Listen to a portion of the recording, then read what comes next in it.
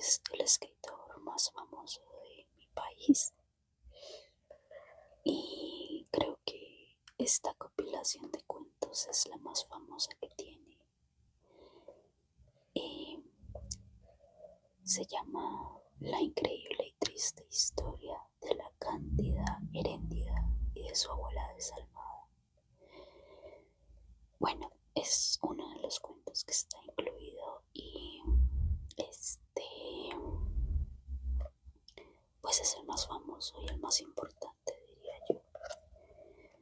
También tenemos estos otros cuentos, ¿verdad? Tenemos a un señor muy viejo con unas alas enormes. Tenemos el mar del tiempo perdido, el ahogado más hermoso del mundo, muerte constante más allá del amor, el último viaje del buque fantasma, Blackaman el bueno, vendedor de milagros, y la increíble y triste historia de la Cándida Heréndida y de su abuela desalmada. Es el cuento más importante y también pues el más largo. El resto sí son bastante cortitos. Diría que de aquí resalta más que todo pues el que le da el título, Blackaman el bueno, vendedor de milagros, y el ahogado más hermoso del mundo. Siento que son pues sí, los más famosos. Entonces, yo voy a leer el ahogado más hermoso del mundo.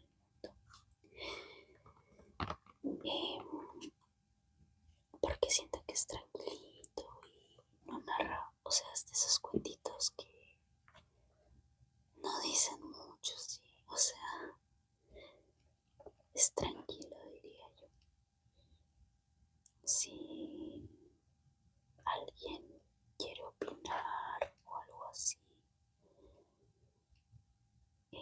pues lo puede hacer en los comentarios, sería genial en realidad. No sé si prefieren que lea otro cuento de este libro, como creen que algún libro, pues que algún otro cuento es mejor o algo así. Me lo pueden hacer saber. O pues si quieren que lea el cuento más largo, que es el de la Cándida Heréndida, también pues nada, solo díganmelo y ya. Entonces vamos a iniciar. El ahogado más hermoso del mundo.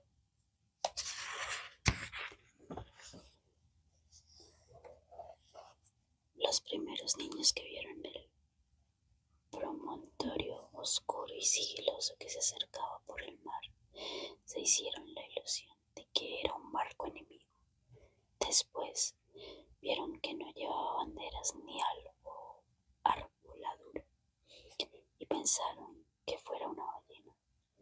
Pero cuando quedó varado en la playa, le quitaron los matorrales de sargazo y los filamentos de medusas y los restos de cardúmenes y naufragios que llevaban encima, y solo entonces descubrieron que era un ahogado. Habían jugado con él toda la tarde, enterrándolo y desenterrándolo en la arena, cuando alguien los vio por casualidad y dio la voz de alarma en el pueblo. Los hombres que lo cargaron hasta la casa más próxima notaron que pesaba más que todos los muertos conocidos, casi tanto como un caballo, y se dijeron que tal vez había estado demasiado tiempo a la deriva y el agua se le había metido dentro de los huesos. Cuando lo tendieron en el suelo, vieron que había sido mucho más grande que todos los hombres, pues apenas si cabía en la casa, pero pensaron que tal vez la facultad de seguir creciendo después de la muerte estaba en la naturaleza de ciertos ahogados. Tenía el olor del mar y solo lo forma permitía suponer que era el cadáver de un ser humano, porque su piel estaba revestida de una coraza de rémora y de lodo. No tuvieron que limpiarle la cara para saber que era un muerto ajeno. El pueblo tenía apenas unas 20 casas de tablas, con patios de piedras sin flores, desperdigadas en el extremo de un cabo desértico. La tierra era tan escasa que las madres andaban siempre con el temor de que el viento se llevara a los niños y a los pocos muertos que les iban causando los años. Tenían que tirarlos en los acantilados, perdón. Pero el mar era manso y pródigo, y todos los hombres cabían en 7 botes. Así que cuando encontraron el ahogado, les bastó con mirarse los unos a los otros para darse cuenta de que estaban completos. Aquella noche no salieron a trabajar en el mar mientras los hombres averiguaban si no faltaba alguien en los pueblos vecinos. Las mujeres se quedaron cuidando al ahogado, le quitaron el lodo con tapones de esparto, le desenredaron el cabello con los aborojos submarinos y le rasparon la rémora con los fierros de desescamar pescados. A medida que lo hacían, notaron que su vegetación era de océanos remotos y de aguas profundas, y que sus ropas estaban empiltradas como si hubiera navegado por entre laberintos de corales. Notaron también que sobrellevaba la muerte con altivez, pero no tenía semblante solitario de los otros ahogados del mar, ni tampoco la catadura sórdida y menesterosa de los ahogados fluviales. Pero solamente cuando acabaron de limpiarlo tuvieron conciencia de la clase de hombre que era, y entonces se quedaron sin aliento. No solo era el más alto, el más fuerte, el más viril y el mejor armado que hayan visto jamás, sino que todavía, cuando lo estaban viendo, no les cabía en la imaginación. No encontraron en el pueblo una cama lo bastante grande para tenderlo, ni una mesa bastante sólida para velarlo. No le vinieron los pantalones de fiesta de los hombres más altos, ni las camisas dominicales de los más corpulentos, ni los zapatos del mejor plantado. Fascinadas por su desproporción y su hermosura, las mujeres decidieron entonces hacerle unos pantalones con un buen pedazo de vela cangreja,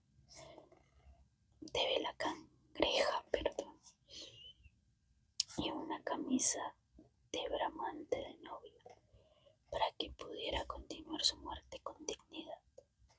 Mientras cosían sentadas en un círculo, contemplando el cadáver entre puntada y puntada, les parecía que el viento no había sido nunca tan tenaz, ni el Caribe había estado nunca tan ansioso como aquella noche, y suponían que esos cambios tenían algo que ver con el muerto. Pensaban que si aquel hombre magnífico hubiera vivido en el pueblo, su casa habría tenido las puertas más anchas, el techo más alto y el piso más firme, y el bastidor de su cama habría sido de cuadernas maestras con pernos de hierro, y su mujer habría sido la más feliz.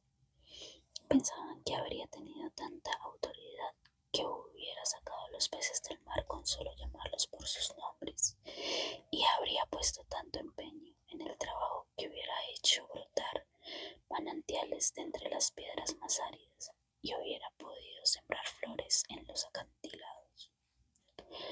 Lo compararon en secreto con sus propios hombres, pensando que no serían capaces de hacer en toda una vida lo que aquel era capaz de hacer en una noche, y terminaron por repudiarlos en el fondo de sus corazones como los seres más escuálidos y mezquinos de la tierra. Andaban extraviadas por estos dédalos de fantasía, cuando la más vieja de las mujeres, que por ser la más vieja había contemplado al ahogado con menos pasión que compasión, suspiró: tiene cara de llamarse Esteban. Era verdad. A la mayoría le bastó con mirarlo otra vez para comprender que no podía tener otro nombre. Las más porfiadas, que eran las más jóvenes, se mantuvieron con la ilusión de que al ponerle la ropa, tendido entre flores y con unos zapatos de charol, pudiera llamarse Lautaro. Pero fue una ilusión vana. El lienzo resultó escaso, los pantalones mal cortados y peor cosidos le quedaron estrechos, y las fuerzas ocultadas de su corazón hacían saltar los botones de la camisa. Después de la medianoche, se adelgazaron los silbidos del viento y el mar cayó en el sopor del miércoles. El silencio acabó con las últimas dudas. Era Esteban. Las mujeres que lo habían vestido, las que lo habían peinado, las que lo habían cortado las uñas y raspado la barba, no pudieron reprimir un estremecimiento de compasión cuando tuvieron que resignarse a dejarlo tirado por los suelos. Vieron que resignarse a dejarlo tirado. Perdón. Tuvieron que resignarse a dejarlo tirado por los suelos. Fue entonces cuando comprendieron cuánto debió haber sido de infeliz con aquel cuerpo descomunal, si hasta después de muerto le estorbaba. Lo hubieran condenado en vida a pasar de medio lado por las puertas, a descalabrarse con los travesaños, a permanecer de pie en las visitas sin saber qué hacer con sus tiernas y rosadas manos de buey de mar, mientras la dueña de la casa buscaba la silla más resistente y le suplicaba, muerta de miedo: siéntese aquí, Esteban, hágame el favor. Y él, recostado contra las paredes, sonriendo: no se preocupe, señora, así estoy bien, con los talones en carne viva y las espaldas escaladas de tanto repetir lo mismo en todas las visitas. No se preocupe, señora, así estoy bien, solo para no pasar por la vergüenza de desbaratar la silla. Y acaso, sin haber sido nunca, que quienes le decían: no te vayas, Esteban, espérate siquiera hasta que hierva el café, eran los mismos que después susurraban: ya se fue el bobo grande, qué bueno, ya se fue el tonto hermoso. Esto pensaban las mujeres frente al cadáver un poco antes del amanecer. Más tarde, cuando le taparon la cara con un pañuelo para que no le molestara la luz, lo vieron tan muerto para siempre, tan indefenso, tan parecido a sus hombres, que se les abrieron las primeras grietas de lágrimas en el corazón. Fue una de las más jóvenes la que empezó a sollozar. Las otras, alentándose entre sí, pasaron de los suspiros a los lamentos, y mientras más sollozaban, más deseos sentían de llorar, porque el ahogado se les iba volviendo cada vez más Esteban, hasta que lo lloraron tanto que fue el hombre más desválido de la tierra, el más manso y el más servicial, el pobre Esteban. Así que cuando los hombres volvieron con la noticia de que el ahogado no era tampoco de los pueblos vecinos, ellas sintieron un vacío de júbilo entre las lágrimas. Bendito sea Dios, suspiraron, es nuestro. Los hombres creyeron que aquellos espavientos no eran más que frivolidades de mujer, cansados de las tortuosas averiguaciones de la noche. Lo único que querían era quitarse de una vez el estorbo del intruso antes de que perdiera el sol bravo de aquel día árido y sin viento. Improvisaron unas angarillas con restos de trinquetes y botavaras y las amarraron con carlingas de altura para que resistiera el peso del cuerpo hasta los acantilados. Quisieron encadenarle a los tobillos un ancla de buque mercante para que fondeara sin tropiezo en los mares más profundos, donde los peces son ciegos y los buzos se mueren de nostalgia, de manera que las malas corrientes no fueran a devolverlo a la orilla, como había sucedido con otros cuerpos. Pero mientras más se apresuraban, más cosas se les ocurrían a las mujeres para perder el tiempo. Andaban como gallinas asustadas picoteando amuletos de mar en los arcones, con unas estorbando aquí porque querían ponerle el ahogado los escapularios del buen viento, otras estorbaban allá para abrocharle una pulsera de orientación, y al cabo de tanto quítate de ahí, mujer, ponte donde no estorbes, mira que casi me haces caer sobre el difunto. A los hombres se les subieron al hígado las suspicias y empezaron a rezongar que con qué objeto tanta ferretería de altar mayor para un forastero, si por muchos estropelores y caldeteras que llevaban encima solo iban a masticar los tiburones. Pero ellas seguían tributando sus reliquias de pacotilla, llevando y trayendo, tropezando, mientras se les iba en suspiros lo que no se les iban lágrimas. Así que los hombres terminaron por despotricar que de cuando acá semejante alboroto por un muerto al garete, un ahogado de nadie, un fiambre de mierda. Una de las mujeres, mortificada por tanta indolencia, le quitó entonces al cadáver el pañuelo de la cara, y también los hombres se quedaron sin aliento. Era Esteban. Si no hubo que repetirlo para que lo reconocieran. Si les hubiera dicho Sir Walter Raleigh, quizá hasta ellos se habrían impresionado con su acento de gringo, con su guacamaya en el hombro, con su arcabuz de matar caníbales. Pero Esteban solamente podía ser uno en el mundo, y allí estaba tirado como un sábalo, sin botines, con unos pantalones de 7 mesino y esas uñas rocallosas que solo podían cortarse a cuchillo. Bastó con que le quitaran el pañuelo de la cara para darse cuenta de que estaba avergonzado, de que no tenía la culpa de ser tan grande, ni tan pesado, ni tan hermoso. Y si hubiera sabido que aquello iba a suceder, habría buscado un lugar más discreto para ahogarse. En serio, me hubiera amarrado yo mismo una ancora de galeón en el cuello y hubiera trastabillado como quien no quiere la cosa por los acantilados, para no andar ahora estorbando con este muerto de miércoles, como ustedes dicen, para no molestar a nadie con esta porquería de fiambre que no tiene nada que ver conmigo. Había tanta verdad en su modo de estar que hasta los hombres más suspicaces, los que sentían amargas las minuciosas noches del mar, temiendo que sus mujeres se cansaran de soñar con ellos para soñar con los ahogados, hasta esos y otros más duros se estremecieron en los tuétanos con la sinceridad de Esteban. Fue así como le hicieron los funerales más espléndidos que podían concebirse para un ahogado expósito.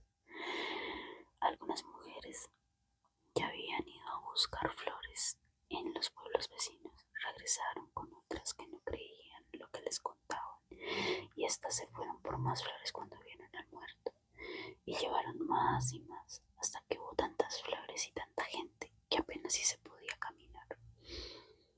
A última hora les dolió de devolverlo huérfano a las aguas, y le eligieron un padre y una madre entre los mejores, se le hicieron hermanos, tíos y primos. Así que a través de él, todos los habitantes del pueblo terminaron por ser parientes entre sí. Algunos marineros que oyeron el llanto a la distancia perdieron la certeza del rumbo y se supo de que uno que se hizo amarrar al palo mayor, recordando las antiguas fábulas de sirenas. Mientras se disputaban el privilegio de llevarlo en hombros por la pendiente escaparada de los acantilados, hombres y mujeres tuvieron conciencia por primera vez de la desolación de sus calles, la aridez de sus patios, las estrechez de sus sueños, frente al esplendor y la hermosura de su ahogado. Lo soltaron sin ancla para que volviera si quería y cuando lo quisieron, y todos retuvieron el aliento durante la fracción de siglos que se demoró la caída del cuerpo hasta el abismo. No tuvieron necesidad de mirarse los unos a los otros para darse cuenta de que ya no estaban completos, ni volverían a estarlo jamás.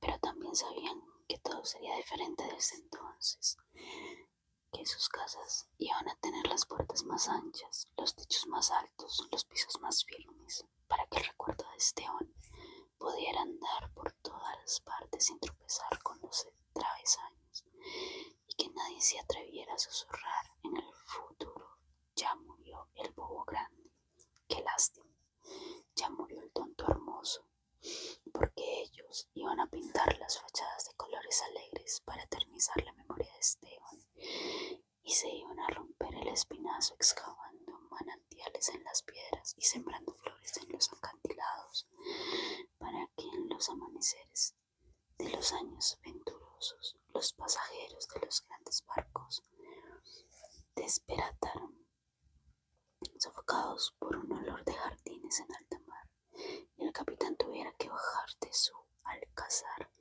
con su uniforme de gala, con su astrolabio, su estrella polar y su ristra de medallas de guerra, y señalado por el promontorio de rosas en el horizonte del Caribe, dijera en 14 idiomas: miren allá, donde el viento es ahora tan manso que se queda a dormir debajo de las camas, allá donde el sol brilla tanto que no saben hacia dónde girar los girasoles. Sí, allá es el pueblo de Esteban.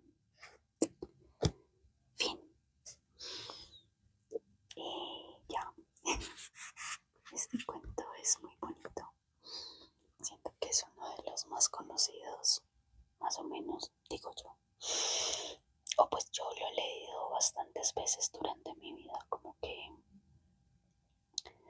lo leí en el colegio, en la universidad, pues ya ahorita, pues en mi vida adulta, lo he leído 2 veces en mi vida adulta, entonces ya tengo como muy buena memoria de este cuento en general. Es uno de mis favoritos. Me gusta mucho porque describe mucho paisajes colombianos, ¿sí? Es decir, y eso es algo característico, creo yo, de la literatura de Márquez, y por eso es tan valorado en el país y pues en el mundo. Hace muy bien describiendo la realidad del país, pero es de una manera linda. Es que es raro porque, o sea, es como la precariedad de algunos pueblos de Colombia, que sí, o sea, literalmente sí son así como casas de bareque y barro y ya. Sí hay pueblos así en Colombia todavía, pero no lo describe de manera despectiva o desde la miseria, sí, a eso me refiero. O sea, siempre es como, no de manera romántica tampoco, porque no romantiza nada, o sea, a mi parecer, sino que lo hace de manera realista, respetuosa, pero sin perder ese recuerdo recurso de la literariedad, sí, o sea, como de que suene bonito, como que a medida que tú lees el cuento, haces conciencia como de las personas que habitan el pueblo y tú sabes que no son como las personas con más recursos,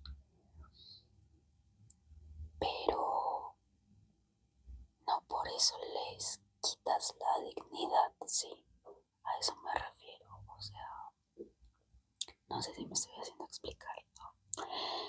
Pero sí, eso es a lo que quiero llegar, como que la manera que tiene para describir escenarios colombianos que sí son reales, me parece muy bonita en muchos sentidos.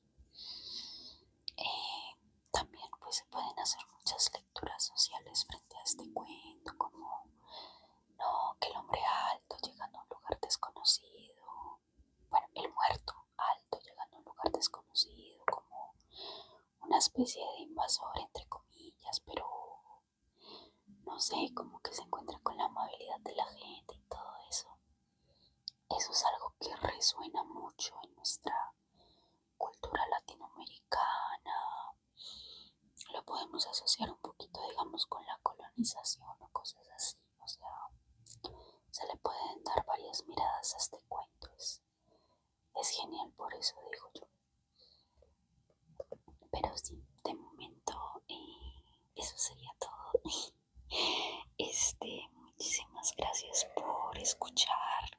No sé quién está ahí escuchando, pero muchas gracias de verdad. Y sí, eso sería todo. Que tengan muy buena noche y espero que sí les haya servido para relajarse.